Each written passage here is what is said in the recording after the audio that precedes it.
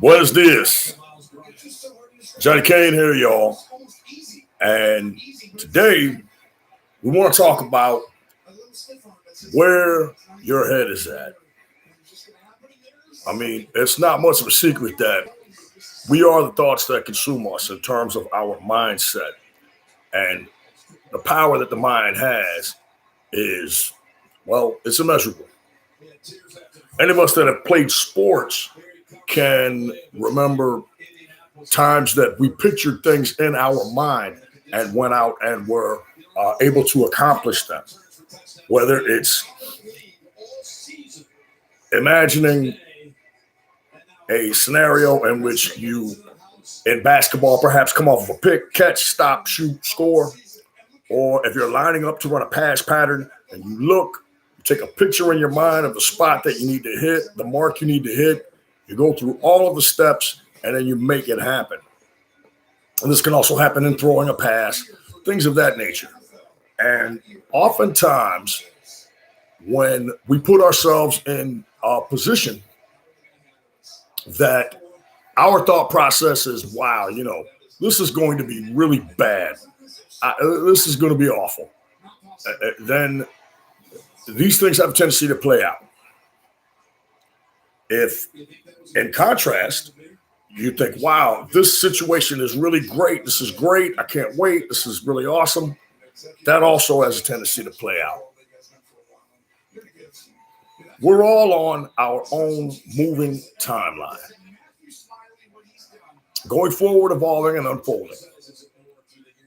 Twists and turns, variations of a flowchart, or the summary of our decisions. This is the future. The summation of our decisions. The things that we decide ultimately lead to the outcomes of our lives at various points in our timeline. So, conquering a bad mindset is something that is necessary in terms of our going forward in life. We only have a finite amount of time as it relates to this life and how we approach it and the enjoyment or lack thereof that we get out of our lives. I think that it's very simple in terms of we all would like to live a fulfilled life, enjoy it, and be satisfied with it at the conclusion of it, which, as we all know, there is a conclusion for everyone. Now, one of the things that I believe now in my life, since I've done a multitude of different things for myself and had accomplishments that were done for myself that I set out to do, one of the things that I have focused on now is paying it forward. And that is imparting knowledge to those who are at an earlier juncture in their timeline. You can learn a lot from others, not only in how they do things, but also you can learn how not to do things from them. This is the reason that we learn history in school. We learn history in school, as trivial as it may seem, to avoid repeating the mistakes of the past. Very simple. You can see a path, understand the path, and through knowledge gained by watching your predecessors, you can understand the pitfalls of said path and going forward. Ultimately, when we're talking about the big picture in our lives, okay, what I have found that the best course of action is if you are bogged down, or as the proverbial saying goes, if you feel like that you have bitten off more than you can chew, there's only one thing to do, and that's to start chewing. String together small victories in your life, whether it's cleaning your house, eating properly, exercising, being polite to people, giving where you can. And I know in today's world, That can be hard to do. It can be very hard to give of oneself, given the fact that many people in today's world see relationships or arrangements that they make, even agreements that they make, as disposable.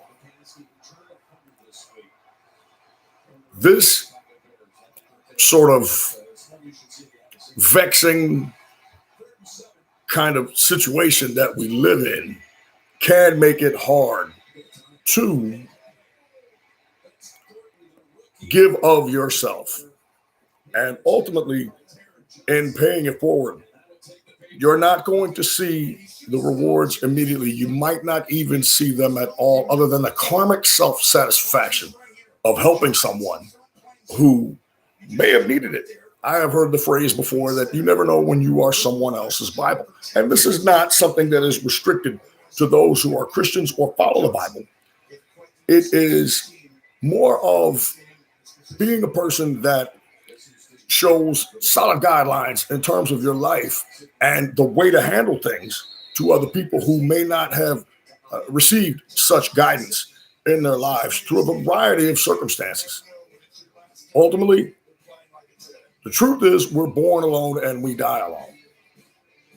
Ergo, we are responsible for our own actions, and the burden is incumbent upon us to make our lives better in whatever way, shape, or form we see that. That can be monetary, that can be physical, it can be emotional. Again, understand that by paying it forward, by helping someone, especially if it's unsolicited help, that you are feeding into the karmic tank of the world. All right. So many times I've made statements in regards to the fact that in America, where I live, that the way we get things done is to work together regardless of background. You have multiple people from multiple different backgrounds in America. That's what makes it unique in terms of its place in the world. And ultimately, the differences that we have come to unite us in positive undertakings going forward. Now, we get back to thinking globally, but acting locally. If you are struggling, string together some small victories. As I said before, cleaning your house, being polite, helping someone, eating properly, exercising. If you are a person that is predisposed to religion, study your religious doctrine. If you believe in it, gain something from it. And in the society that we live in, many times we're looking for tangible gains, monetary, physical things of this nature. Paying it forward is not going to immediately show tangible gains. But believe me, the gains are more than you'll ever know. You have a responsibility, I believe, endowed to us by our Creator, whomever you may see that form to be, God, Yahweh, Allah, Mother Nature, however you view it. My belief is that what our Creator wants from us is to help one another, plain and simple. I understand the nature of society today and how difficult that can be. Ultimately, it appears that we live in what I call a revolving door of fuckery. A fucks B, B fucks C, C fucks D, on and on and on.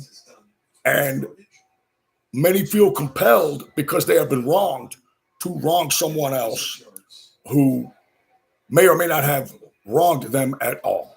This perpetuates this revolving door. It is difficult indeed to not be a cynic in today's world. It is difficult indeed to approach every undertaking, as Winston Churchill said, with the same zeal and the same optimism, despite previous failures.